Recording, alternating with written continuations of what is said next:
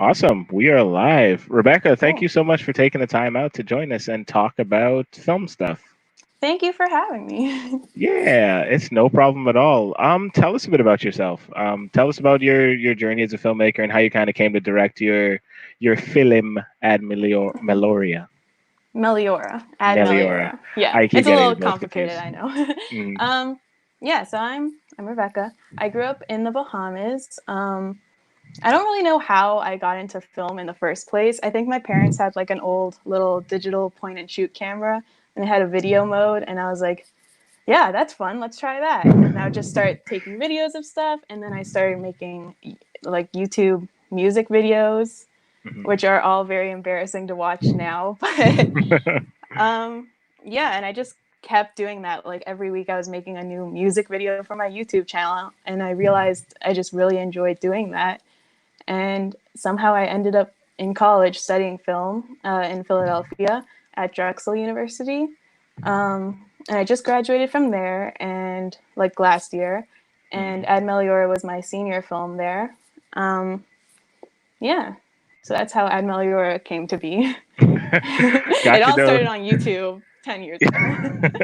It's the power of our generation. No, I completely Yeah. understand. So in film, like, what are your interests? What position do you kind of usually label yourself as, and why that position? So when I first got into college, I thought I wanted to be a producer, and I don't know why I thought that. I didn't know what producer even meant, but that's like Mhm, what I said for my first year. And mhm, then through camera classes, I realized I really liked being a DP, like being actually literally behind the camera doing the camera work. mhm, So that's what I like to call myself is a DP. But I also like ACing and obviously directing, which Ad mhm, Melior I directed and DP'd. mhm. So yeah, and also produced.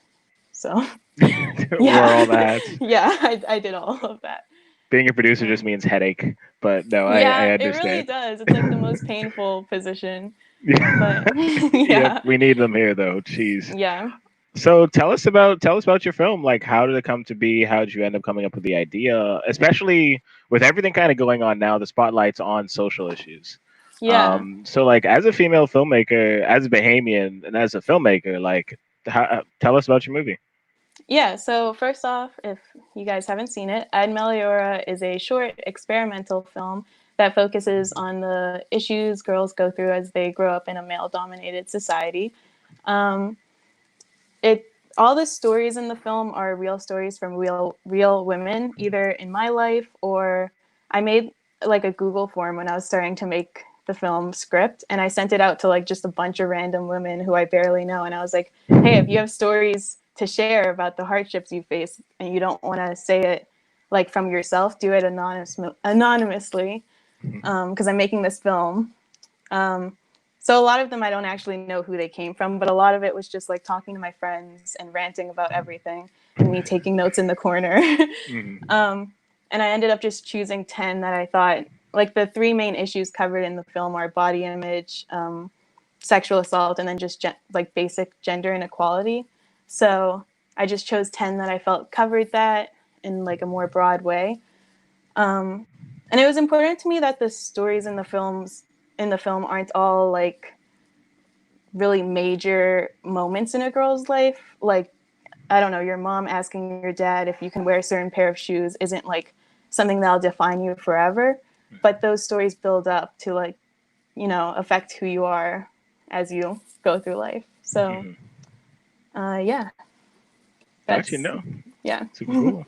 Yeah, I remember you had sent it to me not long after we had met, and one of the first things I had noticed about it, because I watched it through about two or three times, is how honest it was, and it did really feel like real stories. Like oftentimes, you come across films and videos where it's a voice, but you can tell it's Yeah. not really, it's not real. It's not something that normal people kind of go through. But that's definitely something that jumped out to me right out the gate. And with that being, I guess, such a timely film, what has the response been like so far? Like, how have people been taking it? Because like there's a lot going on right now, Yeah.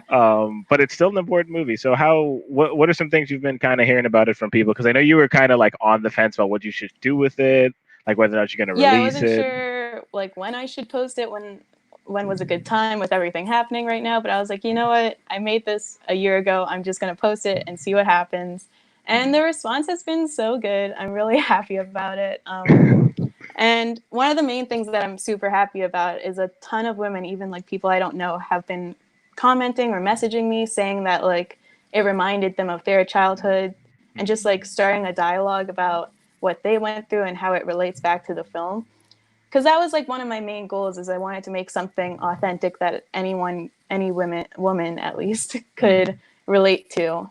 And I feel like I kind of succeeded. So yeah. Yeah. And I also have gotten some comments and stuff from men who are like, I feel like I have no right to say anything about this, but this was like really powerful and eye-opening for me as a man to like understand how small moments can add up. And I was like, good. That was the goal. Yeah, Yeah. which is super super awesome, and you can make a film that, or make any piece of art really, that people can kind of watch and be like, yeah, no, what, like I get it. Um, Yeah. what was that process like making such a like a transparent film? Because making a movie is hard. Like I Yeah. feel like everybody has like movies that they want to make, movies that they want to film, movies that they want to direct, and so on. But like it's tough to kind of sit down and be like, yeah, I'm gonna finally make this movie. And I know you said this part of your thesis for Yeah. Drexel, so like Hmm. you kind of had to do it. Yeah. But you also could have done like a simple drama short in an apartment, you know. So Yeah. what was that process like, kind of going from I don't know if I want to do this to like no, I'm gonna film this thesis idea like no matter what, because I know that that must have been difficult. Yeah.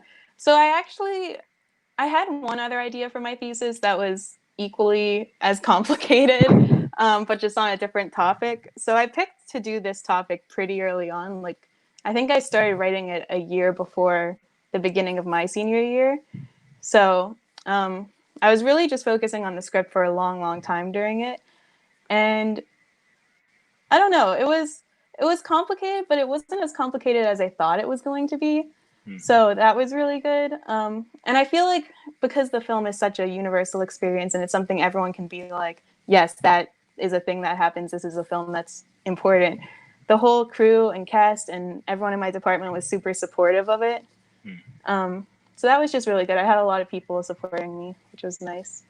Um, Nice, nice. I would say the most complicated part was that with there being 10 different scenes, 10, you Mhm. know, different groups of actors or actresses, there was just a lot of like eggs in my basket to balance around, you know. We had, I think Mhm. in the whole thing, there's like 26 actors or something. Mhm. And like a ton of them dropped very last minute, like the days Mhm. before their scenes and stuff. So that Mhm. was the most complicated part was all the actors. But to me, that was really important to try to capture that this is like a universal experience. Like I didn't want it just to follow one or two girls. So Mhm. it was worth it. Nice, nice. Yeah. And in kind of I guess taking this approach to like telling such a good and powerful story, like I mean, what are some of your favorite directors or films that you kind of turn towards? Because we talk pretty often, and I know you're pretty big, and as everybody should be, into female led films, female directors, and so on. So like I guess yeah, what are some of your favorite films or directors that kind of like empower you to continue along that path? Um, my first thought is Greta Gerwig. I watched Lady Bird a ton of times leading up to this, which doesn't have like it's not similar at all, but the way I don't know, the way all of the scenes in that are kind of like little vignettes Yeah. kind of inspired me a lot for this. What else? I honestly don't even remember what else. A lot of my professors sent me a lot of like different short films that I had Mhm. never heard of before that I watched. Um, yeah, I don't know. Gotcha. No, hey, Yeah. that's a good answer. I love Greta Gerwig. Yes. Greta Gerwig is fantastic. So, so in your sort of like, so you with Ad Melior being made, you being like such a visual filmmaker, especially being placed in the camera field, like how did you kind of approach a film visually? You know, because that was one of the things too. Watching it, like each scene is little vignettes Yeah. of things, but you also had to wear the director hat and the writer hat and the producer hat. So coming at a story visually, like what was your process like? Like what came first? What was the hardest part? What was the easiest part? For me, it was like pretty important for me to direct and DP this just because as like the script and the way the actors were going to be was coming, as all of that was like coming into my brain, I was also just like seeing the shots as they were in the film. So it was important to me to wear both hats because I feel like for this film they overlap so much because it's such a visual film, because we didn't really have sound on set at all. Like the actual on-set portion was all just visual. So yeah, for me, it all kind of just came together at once. If that makes sense. Yeah, no, I understand. Yeah. I understand because doing my thesis, it was similar. Like coming at it from an editor standpoint, I'm like, I need to have control to a certain amount to make sure this gets done properly. Yeah, exactly. At least up A to lot of up. people were like, a lot of my professors were a little not convinced that I could direct and DP it. And I just like went up to them and I was like, you know what, I'm going to do it. We all know how stubborn I am. So you might as well just start giving me advice now. And it worked No, out. yeah. Yeah, no, it definitely worked out. And so I guess on that, like as a female filmmaker, like obviously we're in an era where inclusion is starting to take more of a spotlight. Thankfully, like we're telling more diverse stories across different spectrums and so on. But like, yeah, as a female filmmaker, like what kind of walls did you have to break down, if any, to get to the point where you're confident to make your movie? Because I feel like there's obviously not enough representation in Hollywood as is, Yeah. especially from the audience side, because and we've talked about this, like how studios kind of handle female-led films and which kind of movies people watch and so on. But like, what are some things you kind of have to break through? Because that's a huge problem, kind of everywhere. Yeah. Even here in the Bahamas, like back at home, it's a predominantly male-dominated field. Granted, I think here people are a lot nicer and like willing to kind of give you a shot. But yeah, like, were there any obstacles you had to kind of deal with? Yeah, I've talked to you about this a little bit, but just at my film school, it was pretty much like a boys' club, especially for the gaffer, DP, the roles that require strength, So throughout school, like I was the only girl in every single camera class I took, which was kind of discouraging. But in the end, like, I don't know. I know now at Drexel there's quite a few women DPs, which is really cool. And like I don't know. I feel like despite it being a boys club, a lot of people are starting to be a lot more open to, giving women more of a chance and letting them come on set and, giving them a fair shot. Gotcha. Yeah, no, I understand that. In my film school, it Yeah. was majority guys. Yeah. And yeah, so I that's definitely like a huge highlight in your work. Yeah. And so outside of filmmaking, I know you kind of worked at a rental house, which is Yeah. interesting because most people, not even just most people, but I talk to a lot of people who are kind of already like baked in the industry, whether it be here or in the States. But you're kind of on like, you're in the behind the scenes side, being in like a rental house. Like you have all the Yeah. toys in the world to play with. Like what's that like? I guess kind of taking on, even though you're a creative person, like taking on a job that still requires you to kind of get your playtime in with like all these cool Yeah. cameras and pieces of equipment and stuff. But like, yeah, like what's that like? We don't really hear a whole lot about that side. And I guess for people that don't know what is a rental house? So rental house is just like we own all the gear, like lighting, camera, anything you probably would need for set, and we rent it out to people and they can take it for however long they need and then they bring it back. So my main job is like helping them maintain the gear, building orders, and then checking them back in, making everything's in good condition. So when the next person comes, it's all good for them. And it's so fun. Like we have so many cool cameras and I'm learning so much there about cameras that we didn't have at my school or that I wouldn't get the chance to use on set until I was, like a cinematographer. Like I wouldn't get the chance just to like sit down and play around with it. Like right before quarantine started, we got like a mini LF in. Ooh, like we what? my bosses just bought one and then it showed up in a box and I was like, wow, we're just gonna unbox this. I get to see all the pieces. And then we like built it. It was super cool. But so I'm learning a lot about different, equipment that I didn't know. And even there, I've noticed it's very much like a boys' club. Like some older men will come in and I'll be like, hey, how can I help you? And they'll be like, can you help me? And I'd be like, yes, I work here. So yes. Yeah. No, But you I just have got to, you. Yeah. yeah, I feel like you just have to be confident and Hmm. show them that you're not messing around No, as a for sure. woman. Yeah. For sure. For sure.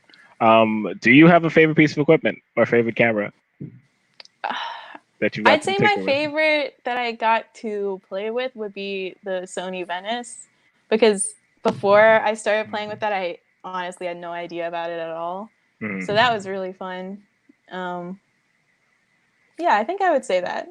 Mm. We need a Yeah. Venice here. We need a rental house here. I Yeah.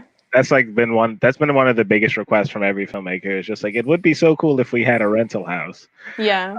But we know how the import process of equipment goes in this Yeah. country. So maybe one day.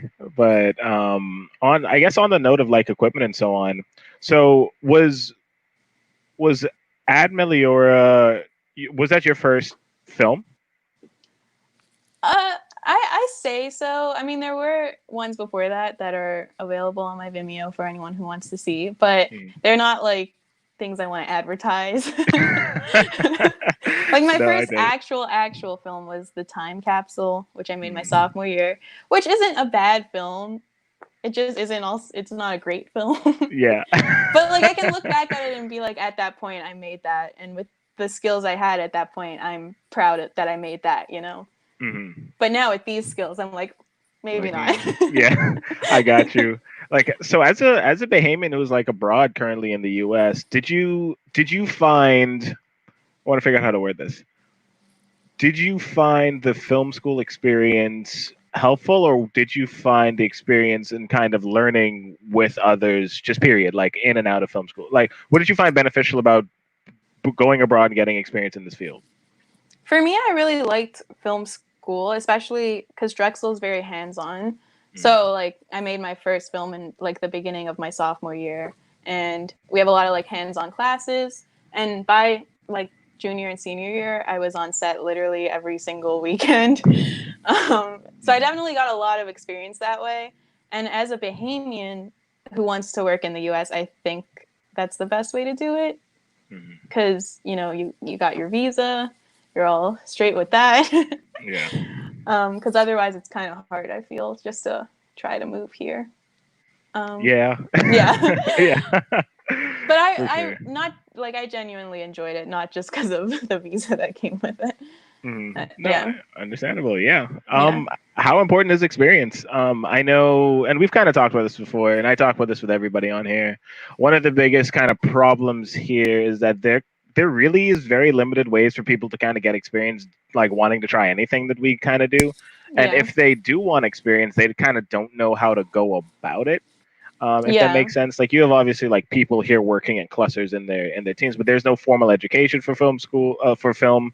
There's no academy you could kind of go to. There's really no film education course you could even take for like a month or 2 months or anything like that.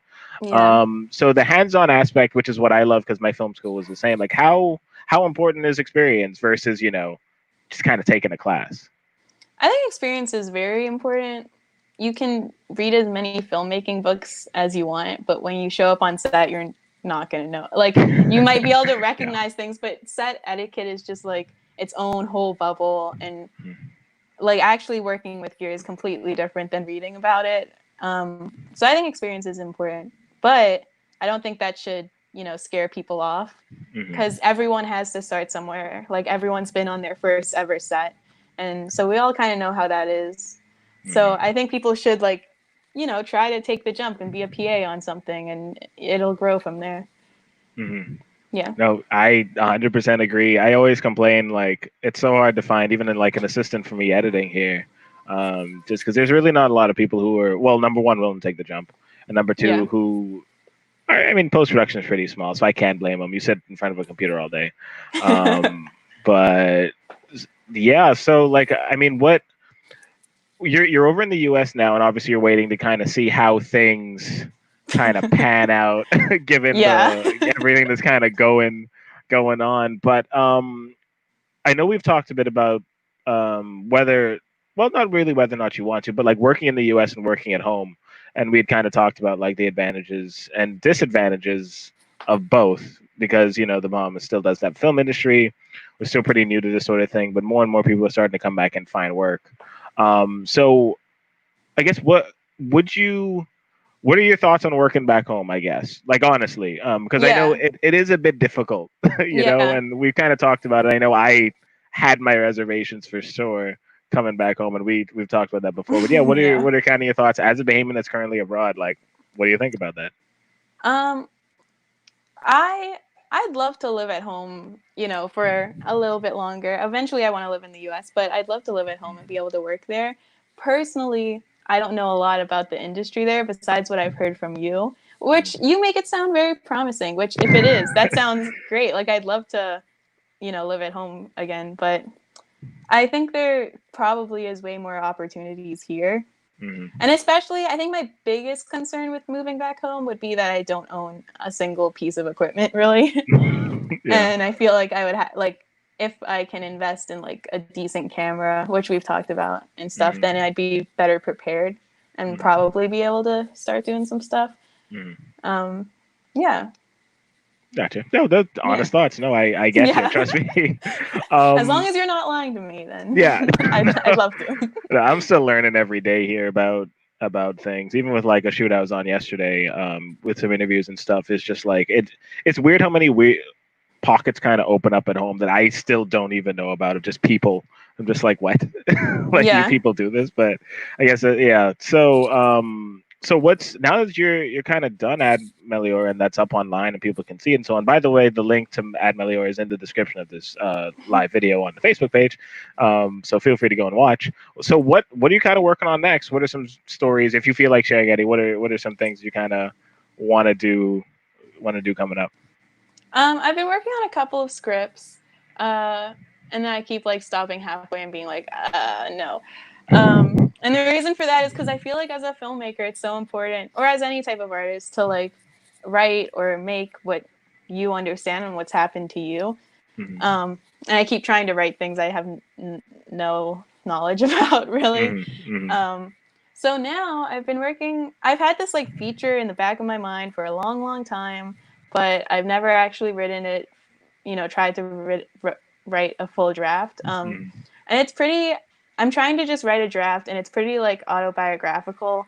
It's just like about an immigrant coming to the U.S. for college from a more closed-minded country into a big city. The story of me and how that changes them. So I'm working on that because I think that's like a pretty relatable experience. Um, so that's what I've been writing, but who knows what'll be my next film. I don't know if that'll Mm-hmm. be it or not. Hey, I mean, you just got to keep working at stuff. No, Yeah. I completely understand. So I guess my one of my other questions too is like why filmmaking? Out of all the things that you could kind of do, like do you find well number one why filmmaking and number two like do you find the filmmaking feel like enriching? Do you find it like worth going into? Because I know that's a lot of concern for Bahamians. A lot of Bahamians kind of well number one kind of don't know what goes into our field. It's kind of more so the thinking Yeah. that like, oh, there's a director, there's actors, and then there's a guy behind the camera. When like in like reality, there's hundreds of people on these sets, and there's a bunch of money being made by these movies. But also like it's a legitimate job. Yeah. So yeah. Why filmmaking? I honestly don't know like how I got here. Like I don't remember like asking my parents or talking to them about going to college for film. I was just like there. Mm-hmm. And like I guess it was just a hobby I really really enjoyed, and that's Mm-hmm. I had nothing else that I really enjoyed like that. Yeah. So that's why filmmaking, which I'm glad. Like I'm really glad that I just took this jump because I really enjoy it. Like it's definitely very fulfilling. Mm-hmm. Um, and yeah, I definitely a lot of people definitely don't understand what goes into it. I remember once my dad was having a commercial filmed for his business back home, and he was like texting me and he was like, they're still filming. It's been like 10 hours. It's like a 30-second commercial. And I was like, yeah, you see why I'm busy every single weekend. Yep. Mm-hmm. So yeah, I don't know. But I also think it's such a like inclusive, not, what am I trying? Exclusive? It's such a like tight community. Mm-hmm. Yeah. Like when I met you, as soon as you were like, I make films, I was like, oh, this is like a thing we can talk about forever because it's such a like unique experience that we're just out here doing this. Yeah. And I like that aspect of it a lot. For sure. Yeah, that's Yeah. so true. Like when you come across another film person, you're just like, oh my gosh, film. We can talk. Yeah. Because what Yeah. we do is still like this super weird secret thing that not a Yeah. whole lot of people kind of know about, you know? Yeah. Um, and I guess what one of the things to kind of touch on, like the amount of jobs that are in this field, right? I Hmm. always talk to people on this talk about just how many jobs there are in film. So I guess my question to you is just like how many people do you see on set? How many jobs are in this field? Like how many things can people do for a Yeah. movie? There's so many. I think on Ad Meliora, we might have had like maybe close to 15 people. And that was considered to be like a pretty small crew, Yeah. really. Mm. And I was, so that just goes to show. Um, but yeah, there's a lot of like small positions people would never think about that you have to think about when you're making the film. Mhm. Um, yeah. When you were making Ad Melior 2, I forgot to ask earlier, how long did it take to film everything with all the locations, all the actors, and all that stuff? I think in total we shot for maybe 9 days. I'm trying to remember. There's like 3 weekend or 2 weekends in Mm. Philly, and then I did one scene in the Bahamas, which was Mm. really cool. Mm. Um, uh, Somewhere close to 8, 9. Yeah, Mhm. Is so for people who don't know, when you say 8 or 9 production days, yeah. So those days, most of them were Mhm. close to like 12-hour days of Mhm. working. A couple of them we only did one scene, so it would be like maybe 6 hours. Mhm. But like the party scene, which is the last like full scene in the movie, that was the first scene we shot, and I think it took like 7 hours, including the setup time and then Mhm. shooting it. And so like that scene, I think that scene's like 30 seconds long, but it took Mhm. us that long to make it happen.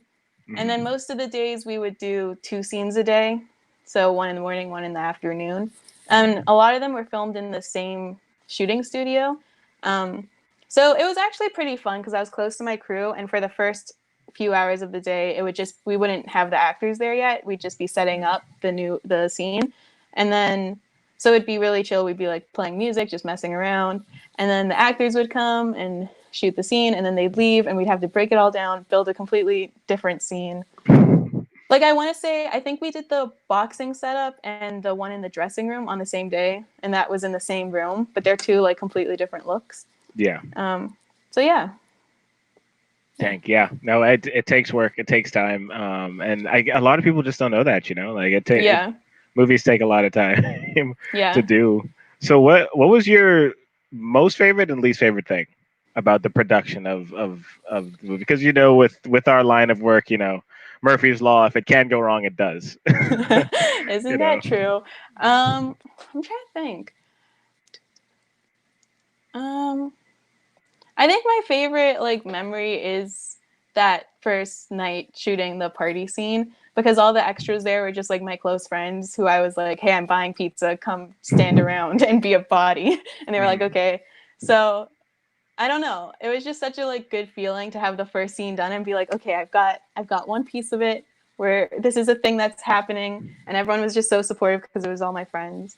Mm. And uh, least favorite, oh, another favorite was shooting the part with the little girl outside. Oh yeah. She was Mm. so cute. It was really cold that day, and she was such a trooper. She was just like dancing to a little song while we were setting up. It was adorable. Oh. And my least favorite, I guess, the shoe scene. Mm. We Oh, actually filmed the that shoe scene. Yeah. yeah, we filmed that twice because Mm. after we finished it the first time, which that was the last scene, so I thought we were done shooting the movie. Mm. The mom called of the actor and she was like, now that I'm thinking about it, I'm not sure how comfortable I am with this. And I was like, A cool. while on set. We no, she drove home for like an Oh, hour. We okay. broke everything down. And then she called me literally crying. And I was like, Dang. okay, like what do Mhm. you want me to do? Wow. And so we ended up reshooting that scene in its entirety, like a few weeks later. Mhm. which like definitely that's my least favorite memory, but it was cool to like have that footage, edit the scene, look at it and be like, you know, we could have done this better, so let's do it better because we have to do it again. And Hmm. so that scene ended up being one of my favorites, I guess. Yeah, because we Nice. really got to like perfect it how I wanted it to look. Hmm. No, that's good. Yeah. It's, I mean, the good thing is not like, a camera being set on fire or That would breaking be equipment. pretty bad. That'd be a lot worse. I was on a set once for that happened. That was not fun. We were in the middle of filming and then the pterodactyl set on fire, which, they those yeah, pterodactyls. I know. I also the scene in the Bahamas was obviously like really special to me to film because I didn't think that was gonna work out. Like I had a small part of my mind was like, we should try to film this in the Bahamas because I'm going home for spring break. And then I was like, that's when will that work out? Like, how would that happen? And then um, very last minute, I like talked to Kyle Ferguson, who lent me his camera. Thank you so much. Mhm. And my cousin is like, she does dance, and I begged her mom, and she was like, sure. And then we were just on the beach filming it, and I was like, wow, this is exactly what I wanted. And it was just like so special. Yeah, Yeah. that's one of the perks of back home. You could just kind of do that, which is really Right? nice. You don't have to I was get a like, this would permit never happen. Like, I was in texting the Max and US. I was like, he just left me this camera that's worth like more than my entire life on a beach. And Max was like, do not break it. And I was like, I will not break it. Only in the Bahamas. But no, Yeah. that's really cool to hear. And I guess one of my final questions too is, as a visually minded person, pre-production, right? Which is super, super, super, super, super, super, super, super important. Yeah. How did you go about kind of visually determining what you wanted for each vignette? Because since it's not like necessarily one straight narrative, it's more vignettes into a story that form a bigger story. Like that's a lot of visual kind of Yeah. boxes you got to pack. So how did you kind of approach each one visually to be like, oh, like these are distinct. They kind of form one cohesive narrative, but like, for me as a DP, this is how I kind of want to think about it. Yeah. So, first of all, pre production is the most important thing ever. Like, I would have never been able to direct and DP this if we hadn't done as much pre production as we did, which was a whole lot. Mhm. Um, but because this was my thesis, I was like, why not, mess around with visual styles a little bit, especially since I have these 10 individual stories, which is why, like, the last one, the party one, is a one take scene. And then we messed around like with the silhouette thing. That's something I'd never tried before. So it was really cool to me to be able to like explore something different in every single vignette, kind of visually. Um, and then to the main thing that links them is that I wanted the main girl in each scene to be getting older, so you can tell like it's supposed to kind of be one story. Mhm. And then the other thing was just the color palette was the thing that made it feel cohesive to me. Mhm. So that was a lot of my production designer like choosing colors, and I was like, yeah, that seems good. Good job. um, but yeah, so visually, my favorite scene that we got to try something new with is that silhouette one with the white screen behind them. Um, just because that one was also the most difficult. Like we had to do like test runs of that scene before it was the shooting day for that scene, and it Mhm. was just like a really cool thing I hadn't thought of doing before, but I got the Mhm. chance just to do it for this, which was cool. Nice, nice. Yeah, that was one of my favorite scenes because I remember looking at it and I was like, that took work. That took like Yeah, a lot of work. yeah, that one took a while. Yeah. That's also the one that annoys me the most because someone pointed out to me that the sheet wasn't ironed, and I was like, how did we not think to like make it not wrinkly? So Was every it a time I watch Bahamian? it, I'm like, why? No, it Oh, wasn't. okay. Or maybe it was. It might have been my parents. I don't know. I know we like to point out when something's not iron, so that's why. No, that's Yeah. really cool. So I guess my final question is, what do you kind of hope to do with the film? Like now it's out, it's in public, people see it. What are your hopes for the movie? Like what do you hope that people kind of take away from it? What do you hope to kind of do with it, like as a product? Like what? Yeah. So like, Yeah. what's next for it? Honestly, I don't like I released it and people are watching it and that's great and I'm so happy it's something people are relating to and I've been sending it to a lot of companies and people I admire being like, "Hey, you should check this out." Hmm. So hopefully it falls into the right hands and that I don't know, something happens after that. Yeah. I No, don't I know. feel you. I'm trying not to set my expectations too high, Hmm. but we'll see. It'll Yeah. go places. Film has a weird way of ending up just where it needs to be. I still don't understand how it works, but every single time it does, Yeah. which is really cool. I'm Um, really surprised with like just how many views and stuff it's been getting. So that's already like my expectations are exceeded, which is which is really cool. exciting. Yeah. And anything else will just be a nice bonus. Yeah, no, much deserved for sure. I hope people continue to watch it. Thank you. Yeah, well, yeah, that's all I got. But thank you so much for taking the time out to talk with us for a bit today. Yeah. Thank you for having me. Yeah, and thank you all for watching. Well, we'll catch you guys next time. See you, Rebecca. Bye. Bye.